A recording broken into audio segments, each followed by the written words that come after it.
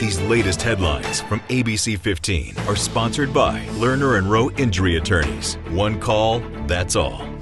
I'm Craig McKee with your top stories from ABC15 Arizona.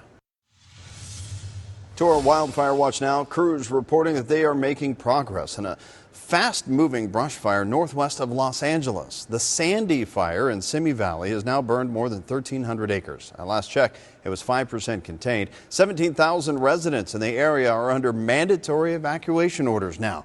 To Texas, where residents are on alert there as the Stinky Fire, as it's called, has now burned more than 2,500 acres. At last check, it was 30% contained. The fire started at the Amarillo landfill, but winds helped spread the flames.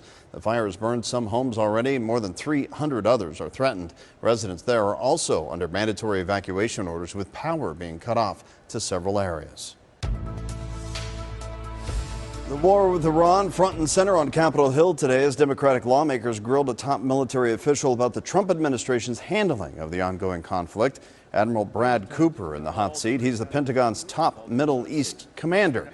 Now, after weeks of back and forth and still no deal, lawmakers are questioning the administration's strategy and the status of negotiations as the Strait of Hormuz remains closed and we have yet to reach a nuclear deal. What's the plan now? What's the plan now to actually win this war? Because it feels like we're losing. Congressman, we achieved all our military objectives. We're presently in a ceasefire. We're executing a blockade, and we're prepared for a broad range of contingencies. Well, it doesn't seem to be going well, and I would like to know how many more Americans we have to ask to die for this mistake. The tense hearing comes as President Donald Trump said Tuesday he was on the verge of authorizing new strikes on Iran. He says he delayed the operation at the request of 3 Arab states in the Persian Gulf, who he says are pushing for more negotiations with Iran. Here are some key dates to keep on your radar right here for the primary here in Arizona. June 22nd, your last day to be able to register. Early voting then starts on June 24th. The primary election day is July 21st.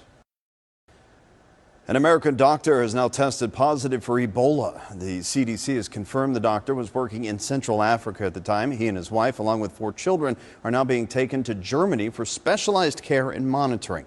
At least 131 people have died in this outbreak, with more than 500 suspected cases being reported.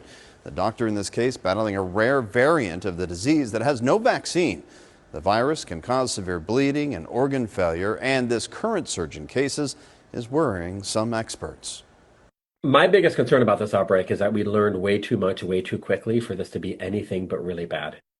This outbreak is raising concerns here at home as well ahead of the World Cup. The federal government is now refusing entry to non-U.S. citizens who have recently traveled through countries dealing with Ebola.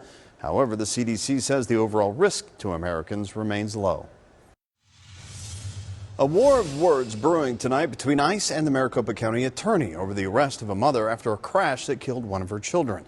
The crash happened in April along I-17 near Peoria Avenue. You see the scene here. A 9-year-old girl was killed in this. She was the daughter of Brenda Liliana Rivera Estrada, who investigators say was impaired and let her kids share a seatbelt.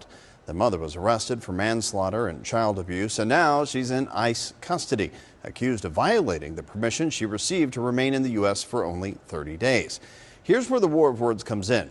ICE saying that this week she's now in their custody because Maricopa County prosecutors declined to file formal criminal charges and released her. We reached out to the county attorney's office. They sent us a statement pushing back in part saying ICE is incorrect and that MCAO did not decline to prosecute. Instead, they say the case was sent back for additional investigation, including getting DUI lab results and completing a collision analysis.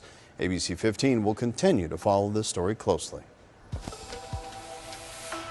Tracking your forecast, I'm Chief Meteorologist Amber Sellens. We are continuing to warm things up here in the valley day by day. And here's a look at tomorrow. We'll start out at 69 degrees at 6 a.m., hit 80 around 9 and upper 80s through lunchtime tomorrow. Skies will clear in the afternoon and we'll top out at 94 degrees around 4 p.m. here in Phoenix.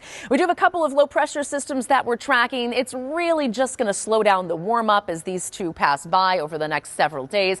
Then high pressure will take over through Memorial Day weekend, bringing the triple digits back to our forecast, but we are also tracking some pretty quick changes after that as another storm system starts to approach from the northwest. We might even see a few spotty showers here across parts of Arizona on Memorial Day, and we'll get some cooler air in here toward the middle of next week. So here's what it looks like day by day. Mid-90s Wednesday and Thursday, upper 90s Friday and Saturday, triple digits back on Sunday, and overnight lows will be climbing into the low to mid 70s by the end of the week.